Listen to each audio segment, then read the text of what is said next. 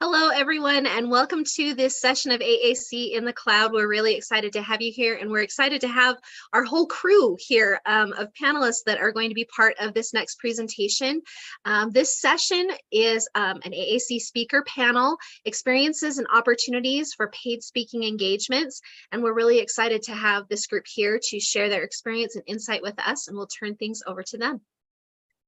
That's great. Well, thank you, Melissa. I am going to quickly share my screen while we introduce what we're going to be doing today and everybody who's a participant on this panel.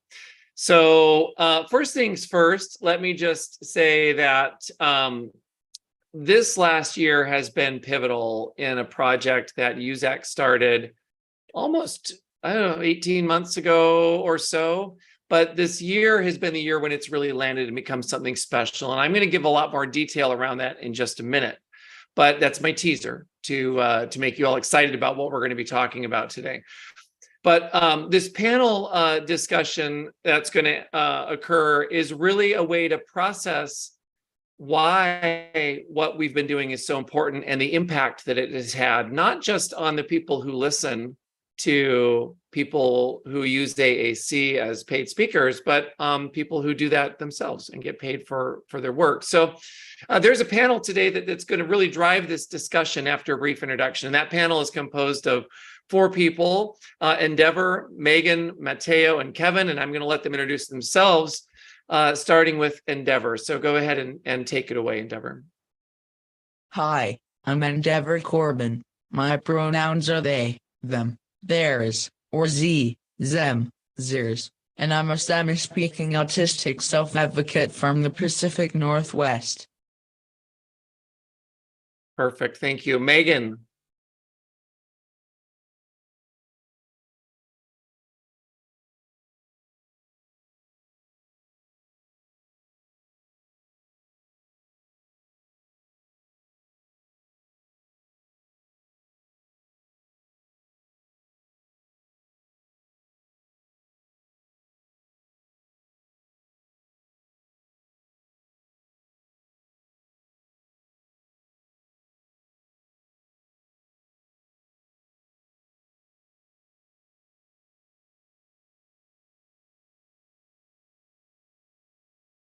Megan, while you're finding your intro, is it okay if we have Mateo do his intro?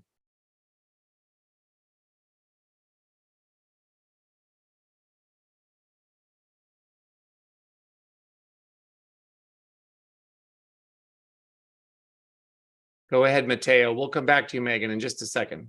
I am Mateo Moreno. I'm 23 years old, and I live near Cleveland, Ohio. I've used AAC since I was 4. I'm pretty new at presenting, and this past year has been kind of a crazy ride. I joined the Speaker Connection last year. It started when I was invited to be a keynote presenter at Talking AAC at Michigan State last fall, and I went back to Michigan to talk for an AAC family night at a school district there. Since then, I've presented for a lot of colleges and universities, mostly to future speech therapists, but also to future teachers. I also visit classrooms and talk to kids about AAC, disability and inclusion. I've talked to about 1,000 kids in 35 classrooms in grades kindergarten through 6th grade since January. It's amazing, Mateo. It is truly amazing. And we're going to talk impact in a few minutes by way of numbers. So thanks for referencing that. Kevin. Hello, I'm Kevin, and web developer by trade, but have a keen interest in furthering the development of AAC and helping my fellow brethren use gain the tools, skills, and confidence to share their thoughts and live happy lives. I have been using Speaker Connection for quite a while now to give talks to places, student organizations, and researchers working on projects. It has been a good resource to have people find me for speaking engagements, especially post-pandemic. Like many of my colleagues on this panel, I have a long history with public speaking using AAC outside of the speaker connection. I have been an ambassador for PRC Saltillo for almost 30 years, doing local in-person trainings in Ohio, where I grew up, and around the Carolinas, where I am living right now. I also speak at national and international events like conferences, trainings, and even lobbying in Washington. Currently, I am on the board of the International Society of AAC, or ISAC for short, serving as the chair for the lead committee, where we foster people who use AAC and their families opportunities to people who use AAC and their families to build leadership skills.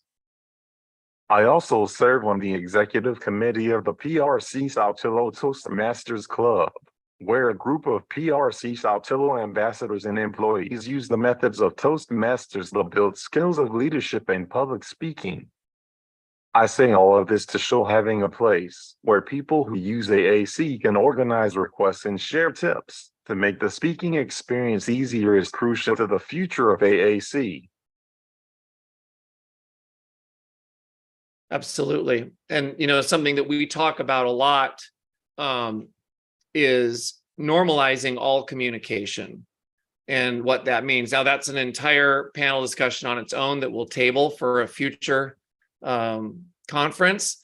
But what you're getting at, Kevin, is exactly that. If we don't have a forum within which we can all meet and express ourselves and advocate for ourselves and be out in the world, then we don't have a way to be quote unquote normalizing what we do and expanding our definitions. Megan, is your speaker working now? Are you able to introduce yourself? Nope.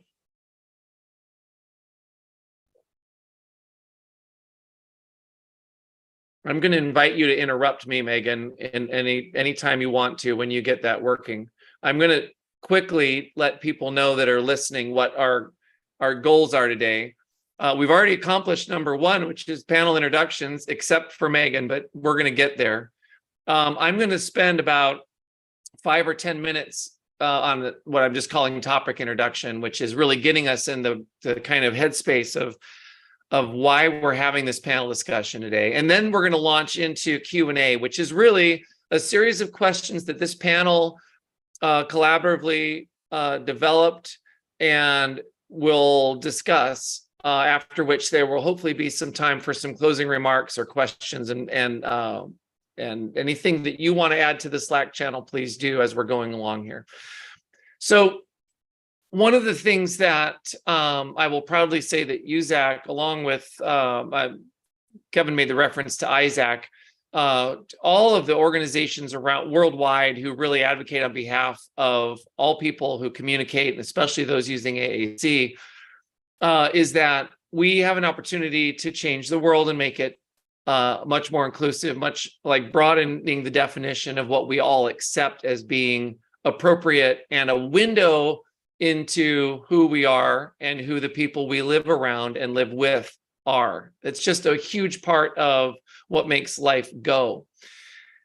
So I have this list here of bulleted items that come out of that, which is that everyone deserves a chance to speak, and to speak publicly, to share unique perspectives and their lived experiences. And by doing so, we, of course, grow that really important part of our culture, which is the ability to be empathetic.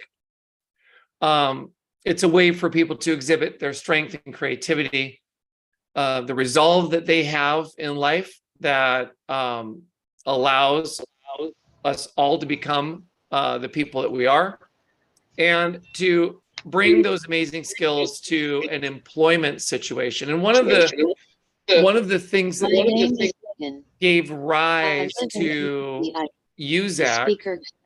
A year. I hear Megan. Megan, were you introducing yourself?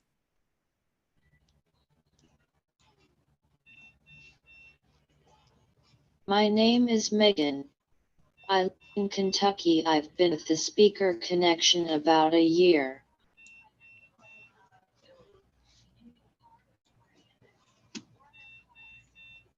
Perfect. Thank you, Megan.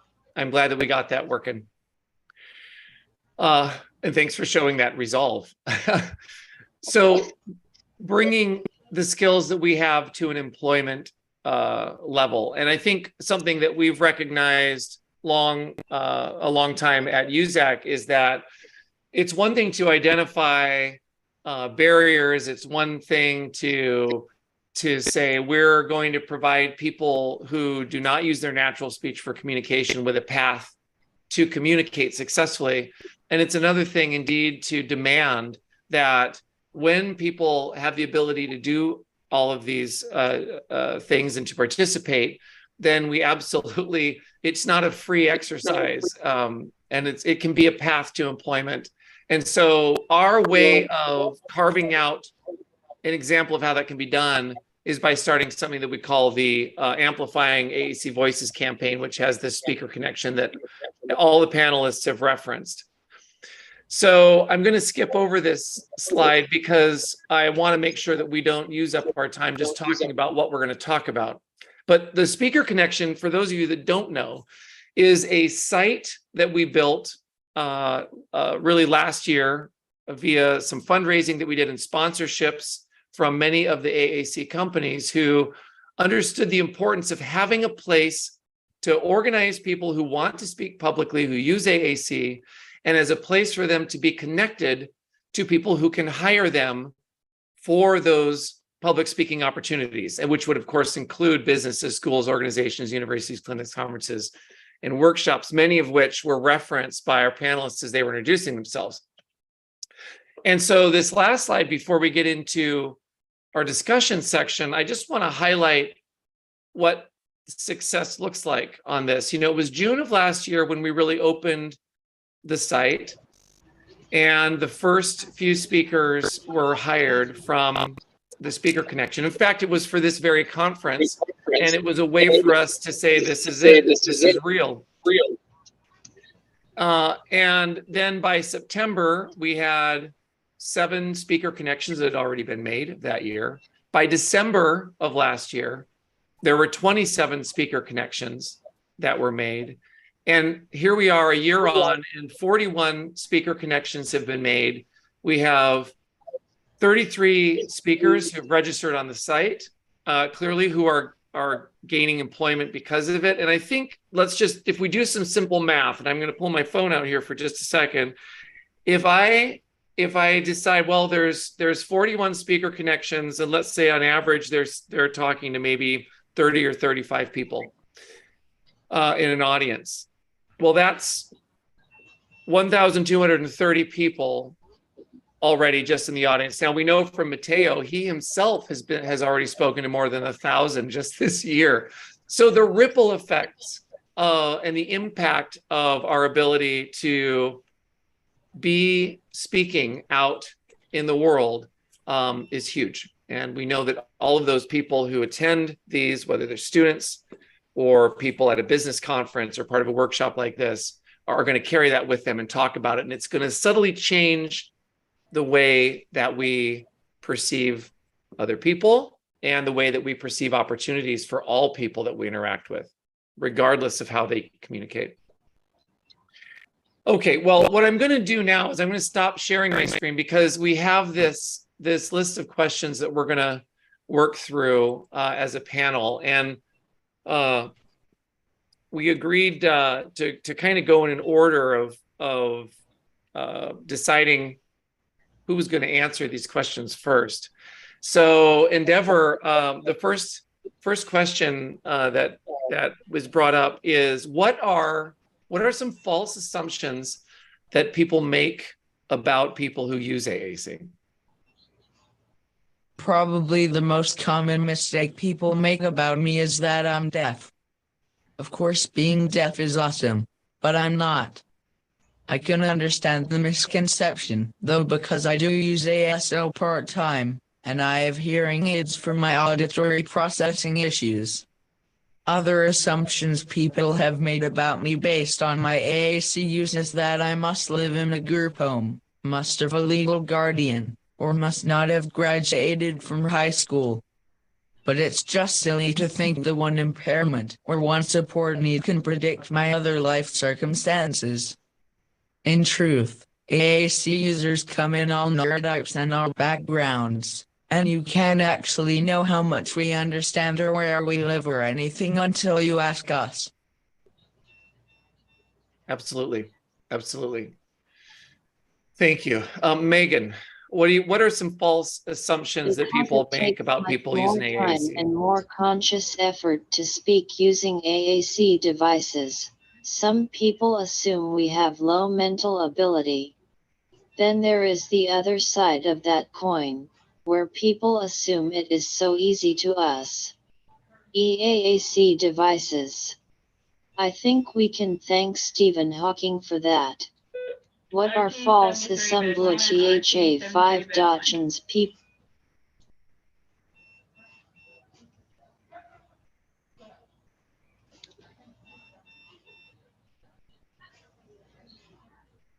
It's so true that our, again, perception and reality, we're so prescribed or prescriptive in what we think is inside a person based on what we perceive. Mateo, how about yourself? False assumptions that people make about people using AAC. Some people think that people who use AAC are not smart. It's like this. My favorite book is The Rats of Nim, about lab rats studied at the National Institute of Mental Health. The scientists studying the lab rats are convinced the rats are dumb. Actually, the rats are literate and use technology, even creating their own elevators and tapping into the electricity grid. The rats could read, write, and operate complicated machinery. Anyway, I don't mean to compare us to a bunch of lab rats, but I had some teachers who didn't know how smart I was, and it felt like I was always having to prove it to them. Yeah, that's annoying. Mateo, I don't know if you've seen it. I'm going to try to remember to share a link with you. There's a show that I saw on Netflix, and I can't think of the name of it right now. But basically, it was looking at it was studying animal cognition across all species, and they highlighted these rats, and they basically taught them how to drive a car, which was stunning. So they were little cars, but they taught them how to drive. They were avoiding things. It was all for the food in the end. But once they started doing it, they were incredibly good at it. We make a lot of assumptions. That's the reality. Kevin, how about yourself? False assumptions people make about people using AAC.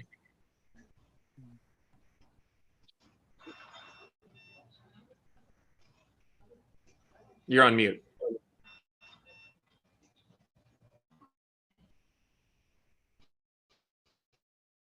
In a system like MinSpeak, when in reality it's just hard work and dedication to wanting to speak.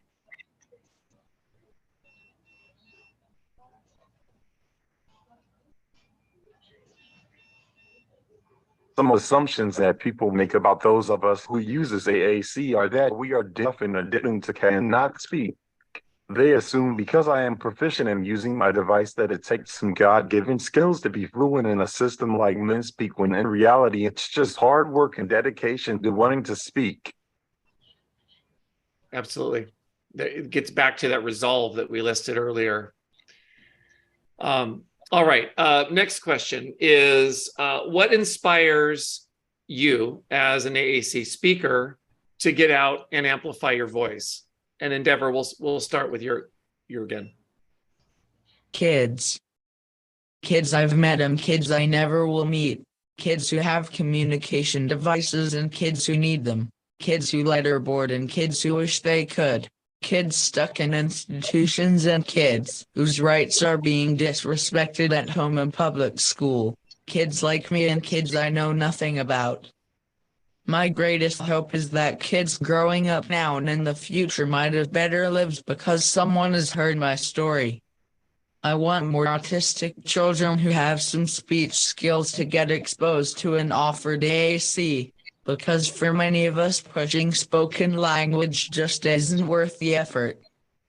And so every opportunity I have to give a presentation, or talk to college students, or every opportunity I have to contribute to research as a participant or as a co-author. I think that's one step closer to those kids getting access to AAC and agency over their own communication. 100%. 100%. Megan, how about yourself? Feedback from university students who say how much they learned, because I know they will carry that into their clinical practice or classroom, helping so many others.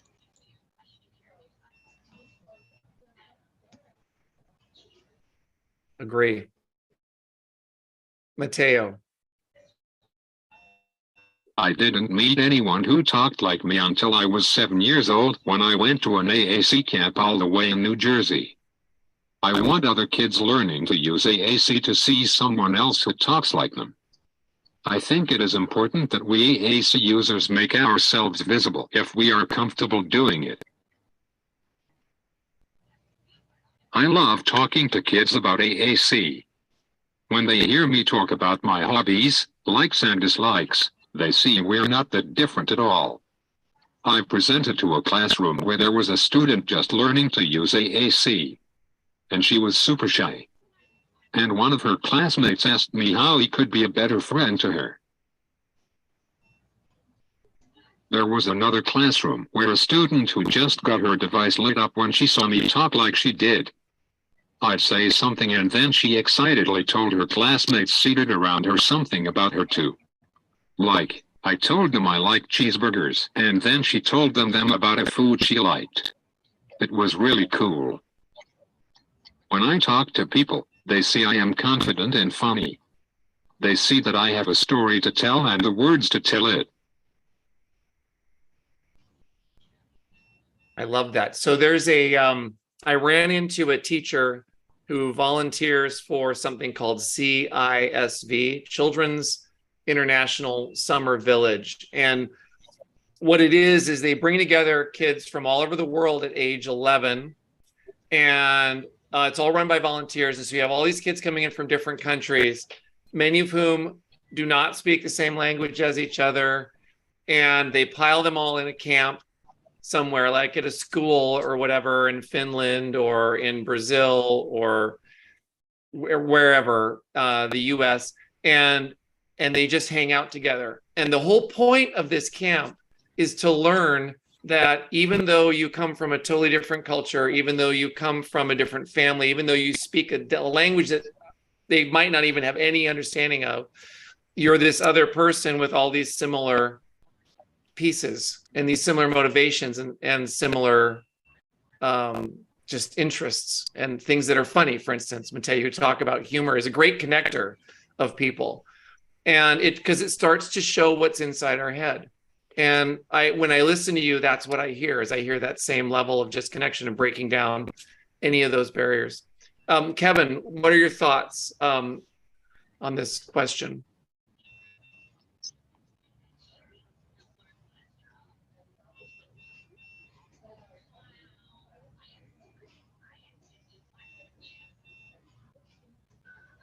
Doesn't take much to amplify my voice, because I like meeting and speaking to people. The reasons I do public speaking, because I want to contribute to the community of people who use the AAC by being the tip of the spear, sword to speak. If a person sees me at a conference, then they may see somebody at the mall and have the ease to go to them to say hello.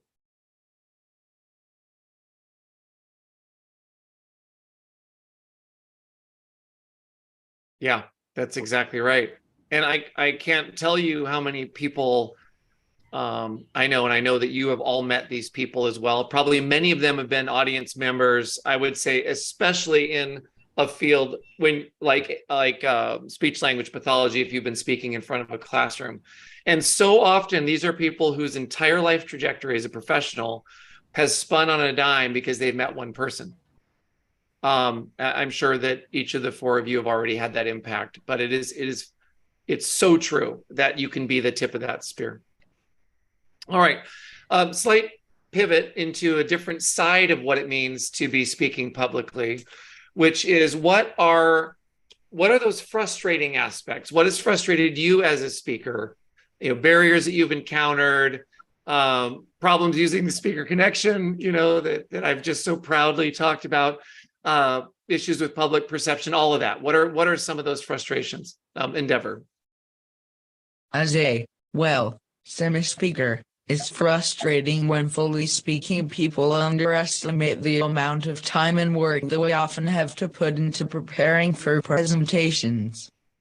This might be demonstrated by them undervaluing our work in terms of compensation, not finalizing details until the last minute, or otherwise not giving enough time or resources to our prep work.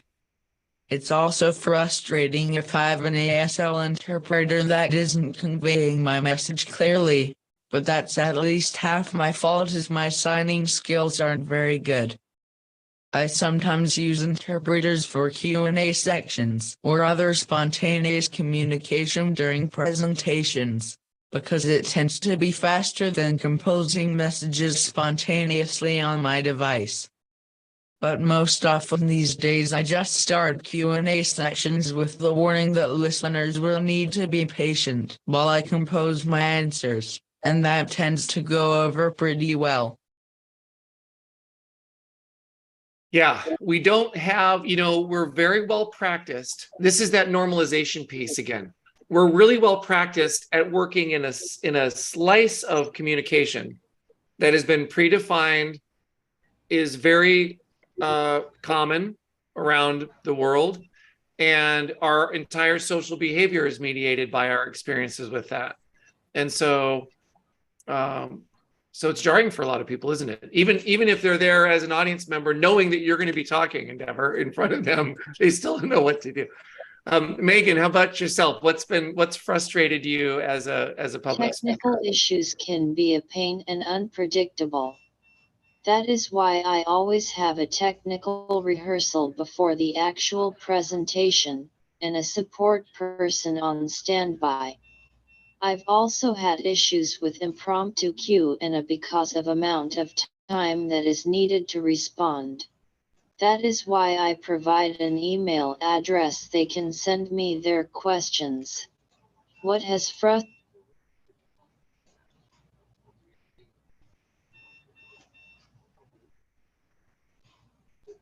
That's good. We'll have to make sure that we have emails distributed around to the folks attending this conference too, if they want to be in touch. Mateo, how about yourself? Frustrating. I'm not sure if this answers this question, but here goes. Sometimes when I present to kids, they all start talking at the same time. I mean, they're excited to ask questions and share too, so that's great. I wish it were easier for me to call on the kids when they're asking me questions. When they're all excitedly shouting questions at the same time. It's hard to keep up and answer as quickly as I'd like. And that's part of the lesson. For listeners to understand, they need to be patient and wait. But at the same time, that's how talking with AAC goes. Even for someone with a lot of experience, it takes time for me to say what I want to say. It's true. And that's part of that empathy piece, isn't it? One of my lifelong friends was born with cerebral palsy, and he uses these classroom activities with kids, and he'll go in and he'll have them put on a piece of tape in a classroom. He'll say, you have to walk around the rest of the day with this piece of tape somewhere on you. First, they think it's hilarious because it's a really bright piece of, orange or green tape or something, and they'll put it on their cheek or their forehead or something. And then he says, by the way, you can't take that off now. You have to walk around the rest of the day with that. And all of a sudden they don't want to do it anymore. They don't think it's funny, but they do. And then they learn what it feels like to be watched and to be feel uncomfortable because someone else feels uncomfortable. They don't know whether to tell them they have a piece of tape on their forehead, or they might get laughed at. And these are all ways to gain that empathy. But what you're getting at, Mateo, is the same thing. Learning how to wait, learning how and when to communicate, meaning not all talking at the same time and giving that space is a life skill. Goes beyond AAC. Kevin, how about yourself? What frustrates me is speech language pathologists and parents speaking to me and say my AAC speaker are not capable to speak as fast as I do. I think we need to raise expectations. I also get frustrated by the phrase, we don't get paid much, but you are so inspirational to my students. I'm thinking inspiration doesn't pay my bills.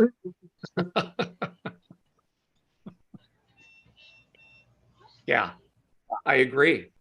I just can't agree with you more. And we're going to get to negotiating fees for engagement here in a little bit. So we can explore that hopefully a little bit more. All right, so next question that we came up with of the 6 that we came up with is the 4th question, which is, what is an opportunity through the speaker connection that has inspired you to keep using it?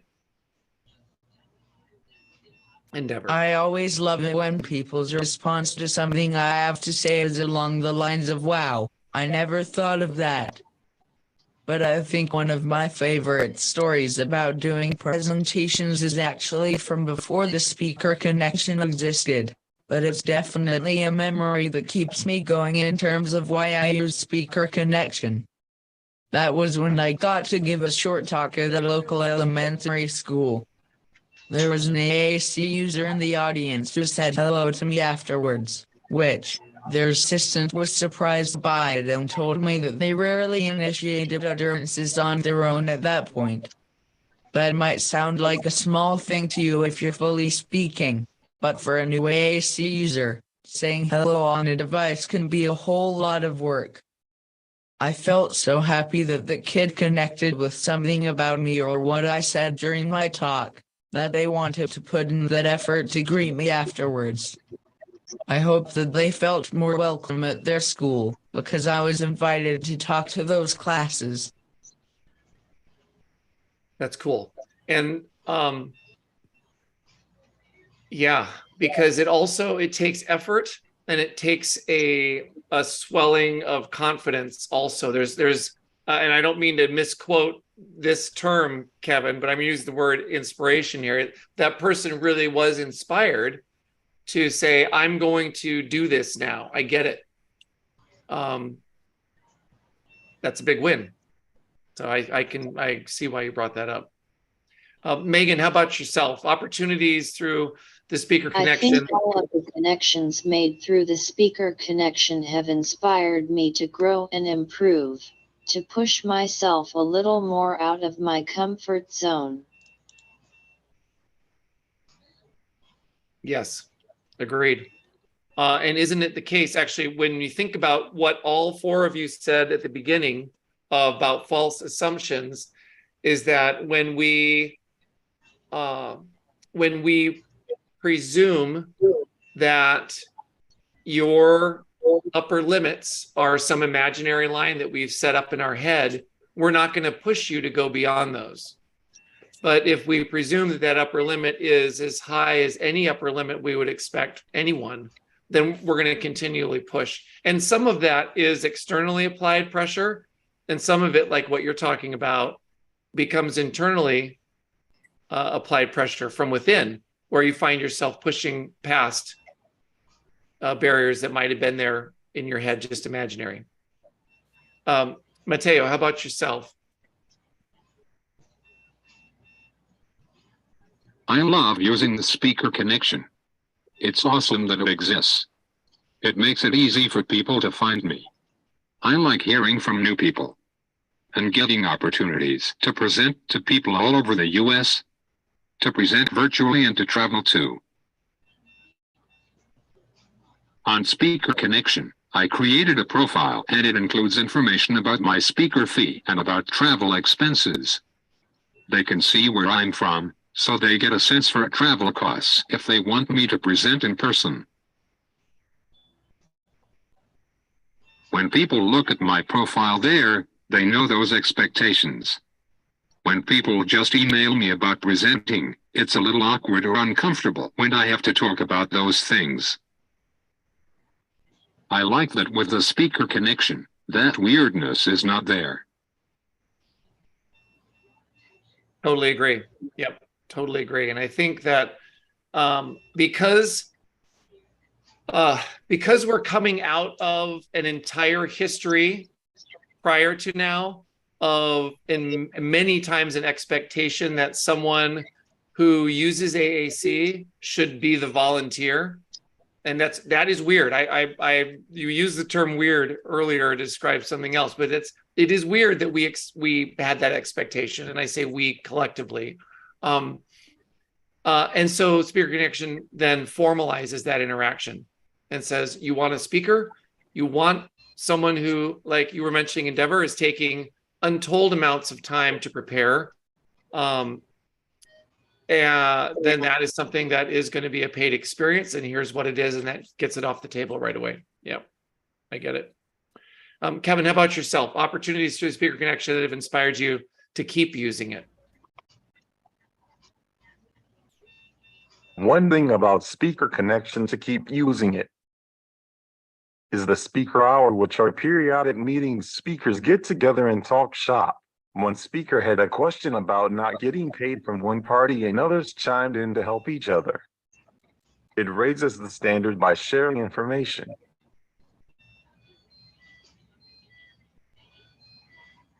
Agreed. Yep, exactly. Which just inspires me to want to say, everybody who's listening to this right now, make sure that the next time you want to hire somebody to speak, if you're an educator or you work in a business or whatever, Speaker Connection's there. There should be many opportunities for a shameless plug like that, and I'm going to take every single one of them, by the way, just so you all know. Okay, so the other question that we had, the fifth question, is how is it that you prepare for a speech, a presentation, and then how do you negotiate for that engagement? And Mateo, we've gotten a little bit of insight from you, but we'll kind of circle back around this again on this question. So Endeavor, start us off.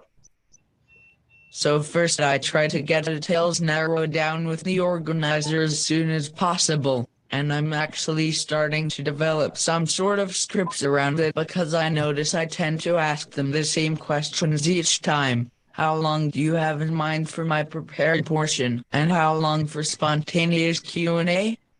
What topics do you want me to focus on, or what are the guiding questions? Who will be in the audience, and what's their background knowledge about AAC? What is your budget for this? Do you or anyone in the audience have access needs I can accommodate? I really ought to make a Google form or something for asking these quickly. But yeah, after that, I typically draft my prepared portion in a word processor, and then edit for clarity, and then edit for word count based on how many words per minute I know I typically say. That can take quite a while if I accidentally overshoot or undershoot to begin with. And then I program each section onto a button in my device and do a test run with my support worker as the audience, going back to fix pronunciations later if anything comes out wrong. If the organizer requests slides, that's a whole extra level of preparation. And if I won't be screen sharing from my device, I typically send out a transcript of my prepared portion to the organizer in advance, for folks who need a visual. This can take a bit of editing away from how I've written pronunciations from my device, but it's important to offer as a baseline accessibility measure. Yeah, absolutely. So, so the Google form idea or the Word doc, is that something that you came up with kind of through trial and error? Yeah, okay. So here's where that power hour that Kevin was referencing is so important, because as we build a community of AAC speakers, part of that infrastructure and competence can be institutional. We can be the ones continuing to press that forward so that someone coming into this 3 years from now who has all the tools but doesn't have the experience can arrive and talk to someone like yourself, Endeavor, or Kevin, or Mateo, or Megan, and get that. Megan, how about yourself? How do you prepare for speeches and presentations? I ask the event organizers what points they'd like my presentation to focus on, and then I tailor my presentation around that information. It's good. And then so much of knowing the audience plays into this. I'm going to write down a follow-up question because I want to hear the last two answers first, and then I'm going to ask a quick question. So Mateo, what do you think in terms of preparation? I start preparing every presentation by going to Starbucks and getting a big cup of coffee. Maybe a bite to eat. Seriously. That's my favorite way to prepare. There, I start by talking over what I want to say with someone else. Usually my mom. This helps me organize my thoughts and stay focused. I make a list of things I want to share, and then fill in the details, a little at a time. The last step is programming my device with my script. That is super time consuming. It takes a really long time to prepare a presentation. I don't know if people know that. It's not an easy thing to do. Yeah, it's not easy at all. And I will say that as a person who plays the piano, and my little side gigs are playing the piano publicly to earn extra money, right? Well, I don't think anyone knows when you sit down at the piano in a bar or at an event like a wedding or whatever, and you play a 3.5-minute song, how long it takes to learn that piece well enough and to have the confidence enough to play it publicly. And I can only imagine. I mean, I'm drawing an analogy here, but I can only imagine what it would be like to pull together a speech like this. So, so thanks, Mateo. All right, Kevin, how about yourself?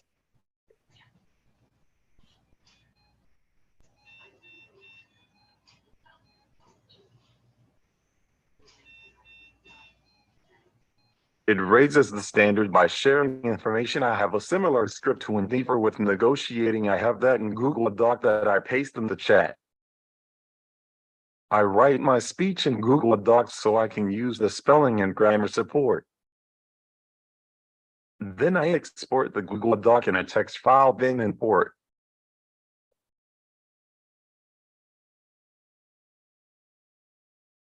It in my device as a notebook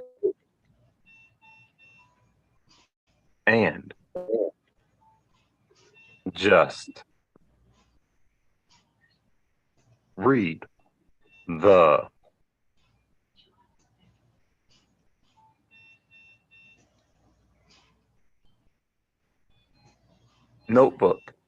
read the notebook sentence by sentence. Then I export the Google Doc in a text file, then import it in my device as a notebook and just read the notebook sentence by sentence. Yeah, that's good. That's good. By the way, I'm going to say right now to all of you listening and to the panelists, if you hear a chainsaw loudly in the background, it's not because I'm running a chainsaw behind me, it's because the neighbor is. So this forever after can be known as the chainsaw panel. I promise I'll mute myself when I'm not talking. Here's my follow-up, and I'll ask it to anyone who wants to answer this. It's a follow-up to this question of preparation. So several of you mentioned that part of your preparation is understanding the audience, and that the audience also understand you as a speaker to some degree, or at least in some way you understand to the best you can what their understanding of AAC is. When do we get to a point where we don't have to do that anymore? You know, when is it that you walk in as the speaker and you're just the speaker? And go for it, Kevin. The day that AAC is so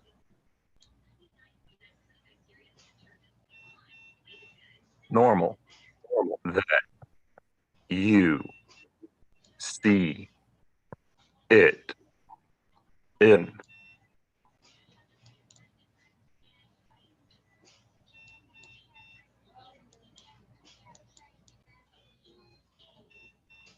every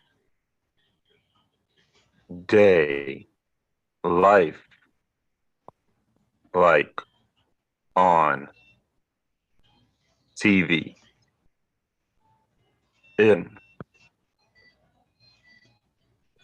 every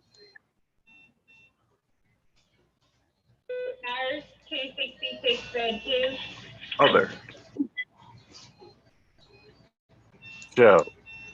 Look at how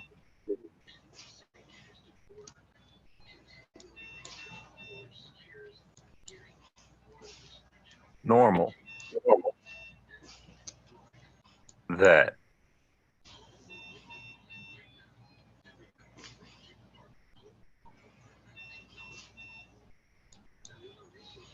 non-binary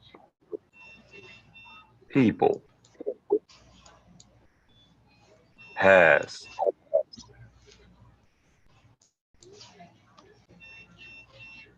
become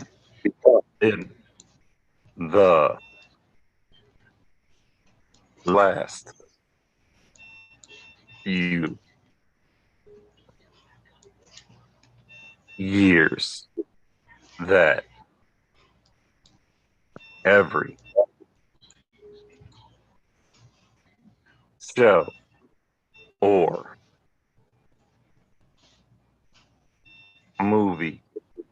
you see has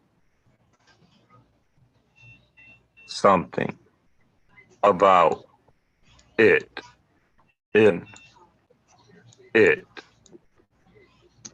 The day that AAC is so normal that you see it in everyday life, like on TV and every other show. Look at how normal that non-binary people has become in the last few years, that every show or movie you see has something about it in it. Totally agree. It's a really good point.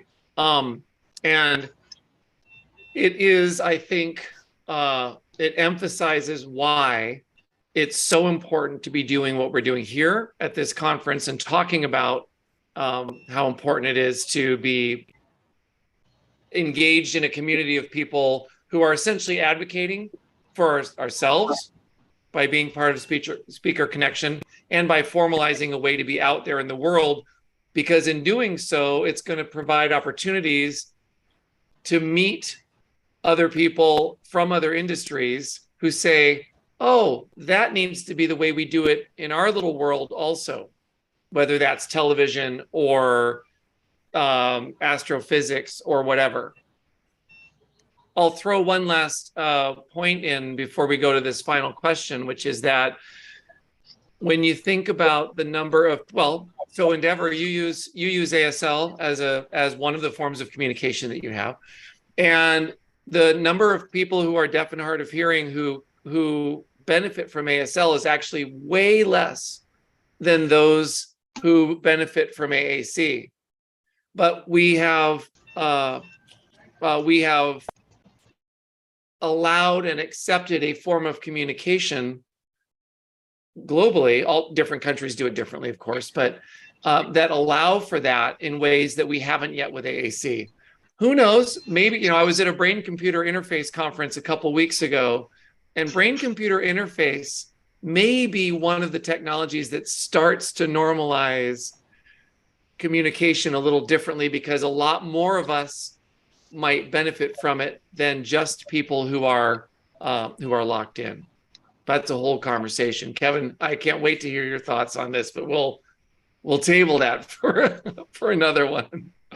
I love it. So, all right, last question before we see if Melissa has fielded any off of the Slack channel, but it is, what have you learned as you put yourself out there as a speaker? Endeavor. I can just say that people may fumble around with not knowing good etiquette, accessibility measures, or indeed best practices around AAC users, but often they really do have a desire to learn how to do better. And if I want to be patient with them to guide them through the areas they may not already know what to do or how to act in, they can indeed come away from it having learned a lot. That makes doing presentations totally worthwhile for me. Yes, it is growth. It is literally becoming a different person. Incrementally sometimes, but you become the different person. Megan, you were referring to this earlier by pushing your boundaries. I've been on disability for 11 years, unable to work, so I felt useless. The speaker connection taught me I am not useless, and I am not alone.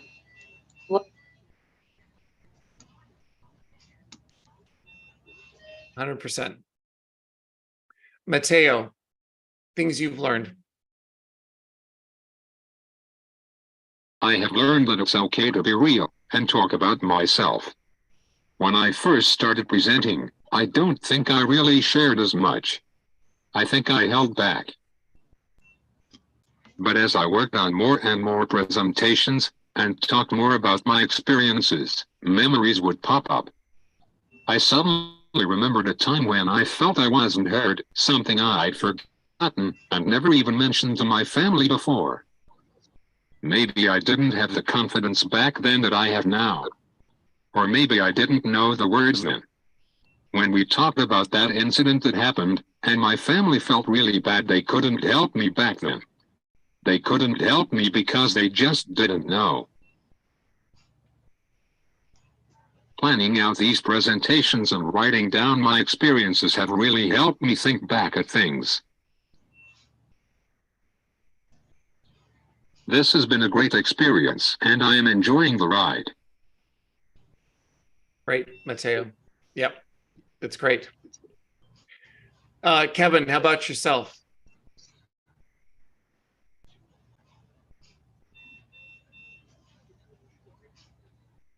What I learned being a speaker, I have learned you can be 100% prepared, and all that preparation can go out the window due to the audience.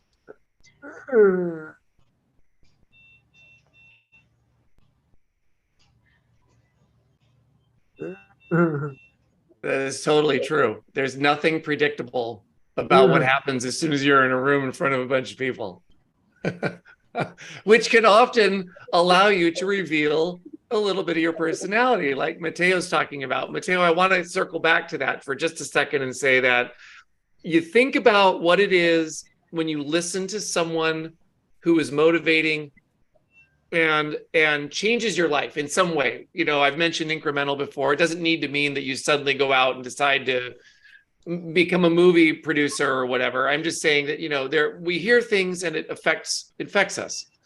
And who are those people? What are they doing? And one of the things that I think is most powerful is exactly what you got to, which is that you reveal who you are. What is it underneath? Like, if I could peel back your scalp, which I have no interest in doing, but if I could do that, like, what's going on inside your brain and what are you thinking about? And all of you have gotten to that point in different ways. And it is truly the thing that then becomes the most compelling part. It's the humanity of it all. And then thereby we have that connection that Endeavor, you started us all off with by talking about today. All right, we're running low on minutes, and I want to make sure I call Melissa back in quickly to see if there's anything that either you wanted to add to the discussion, or if there was anybody that had any questions that we could answer in the next minute or so. We do have a couple of questions that have come up. So Tristan's been really active in the chat, and I don't know if we'll have time to explore this, but he wants to know, A, how you make friends, and B, do you prefer skydiving or ziplining? So that's his question, and kind of in line with that a little bit. There's another question later on that asks, what are some takeaways that you would give to SLPs? So maybe I'll just throw those all out there, and you can address whatever you'd like to take on from that. Sounds good. And I'm going to let the panel think on that. We have a couple of minutes, and so whatever we can answer in that amount of time, I think that's great. And perhaps we can, the next power hour, start with some of those questions, because I know we've asked the panel if they would be with us at the next power hour, and then we can share those answers maybe on the website. Tristan, I put my answers to you in the Slack for you. Thanks for your questions. Thanks, Endeavor. Kevin, did you want to say something before we close out? We've got a minute.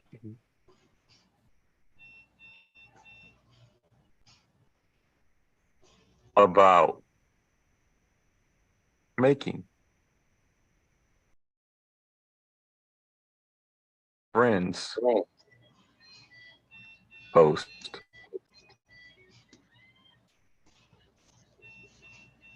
pandemic has given rise to many online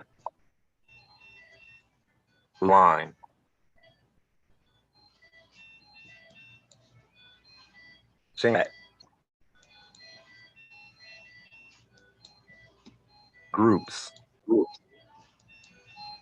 you can't get out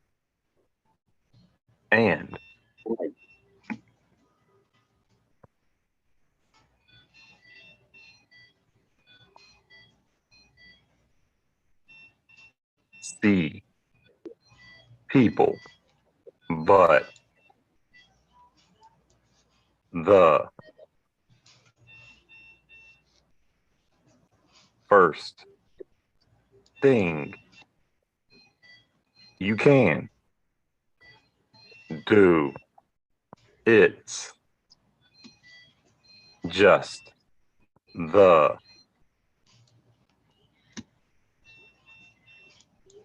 simple. Go up to a person and stay. What's up about making friends post-pandemic has given rise to many online chat groups. If you can't get out and see people, but the first thing you can do is just a simple go up to a person and say, what's up? I love it. I love it. And with that what's up, which is the perfect way to close this out, I just want to thank each and every one of you. Pathologists, so when I speak to speech pathology students, I can teach as a clinician and a patient. Perfect, Megan. Yep.